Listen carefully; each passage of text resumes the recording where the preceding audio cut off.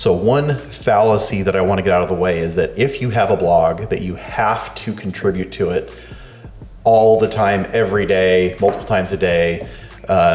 People get scared from needing to produce information.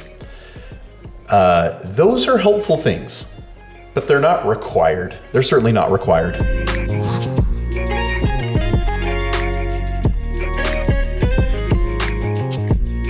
And that kind of bleeds into the next question that comes from Alex in Boise, Idaho. As a matter of fact, he works with a credit union there, and he asks actually a question about blogs. He says, do we really need a blog in 2021? If so, why? So Nate, talk to us a little bit about why a blog is so important these days in 2021.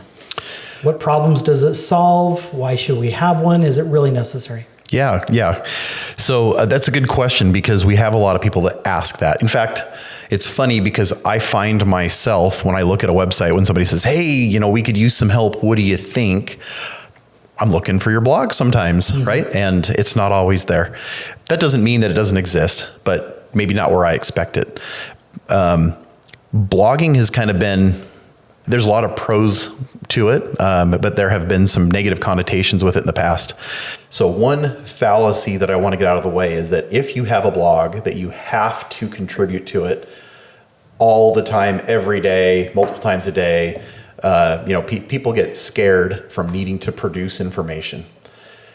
Those are helpful things, but they're not required. They're certainly not required. You can probably view your blog maybe a little bit like a more personalized homepage on Facebook, or any profile that you might have somewhere, but it's on your website. So you get to control the messaging, you get to control what goes on it, how long it is.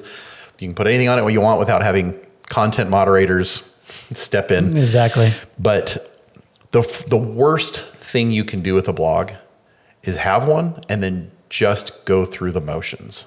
If you're doing it to go through the motions, stop. It's not helping. It's a waste of time.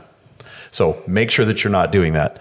Another piece is if you're blogging, and unless you have really something very concise and super important to say, there are content writing guidelines that help it make sense so that when you're using your blog, you're using it effectively. And a couple of those pieces are, you need to make sure that you're making a point with your blog. So think about it ahead of time. What's it about? What is it that you want to say? What is it that you ultimately want to accomplish with your blog post? I think another piece that's really important is everybody forgets this. Everybody forgets this. Your blog is such an awesome way for you to help connect and maybe give a voice to your brand. Do it, but give somebody an instruction. Give them a call to action. Ask them to do something. People subconsciously, and this has been proven time and time again, people are waiting for you to instruct them to do something. So they're there, you've captured their attention. Now they're 3/4 the way through. What do you want them to do? They're looking for the next thing. Don't leave them hanging.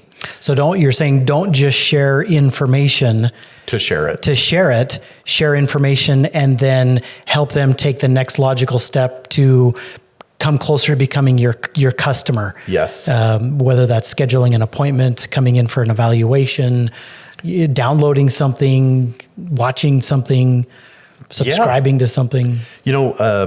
Banks, credit unions can use this. Legal entities, lawyers, and paralegals, whoever can really say, hey, look, here's some things to watch out for. Here's some things to be aware of. And if you're not sure of how to do that, or you don't have the time, give us a call. We can help you with it. And maybe it's free, or maybe you charge for it, whatever the case. Yeah. But give them the instruction. The other piece that's really important is if you want to get a little more technical on the SEO side, a blog is essentially just a page on your website. Yes, it has its purpose, and yes, it's in a segmented area of your website, but utilize it. And so one of the ways that people underutilize blogs is they'll write information, but they will forget to use it for internal architecture, for links to a product page, or links to a service page, or a link back to the home page, or maybe the main one, a link to the contact us page, right? Giving people instruction. There should be no less than a couple of links in every blog. And guess what? It is okay it is totally okay to reference another website that is outside of your website from your blog. Absolutely. I remember a previous conversation, someone asked, where do I learn or find out what my customers are searching for online? And you referenced a couple of websites out there. One was Ask the Public. Answerthepublic.com. So if, for example, we are writing a blog post about updating a website, we might go to answerthepublic.com and type in update website, and that website's going to give us several questions that people on Google and the search engines are posting about updating a website. We can use that information there to write a blog post about. We already know that our customers are asking questions about that sort of thing. And so we can just simply answer those in a blog post and then invite them to do whatever. So and there's two other places. So Answer the Public is a great resource to just know what's common that people are searching based on what they're inputting into Google, right? But if you want to know more about your website, if you don't have it, Google Search Console is a fantastic place to see what search queries are making your website pop up at all. And then the very last one is SEMrush has a great tool where you can go see what your website ranks for. Like just in general, it gives you the whole list, whether it's 10 words or 3,500 words, it'll give you that list, and you can export it to a spreadsheet and then just look down the list and say, should I be ranking for all of these keywords? Does it even make sense? And you can use that as a guide to help clean up maybe what you want to rank for. And it tells you what position you rank in and what the search volume is for that search term, et cetera. So it's really helpful. That's cool.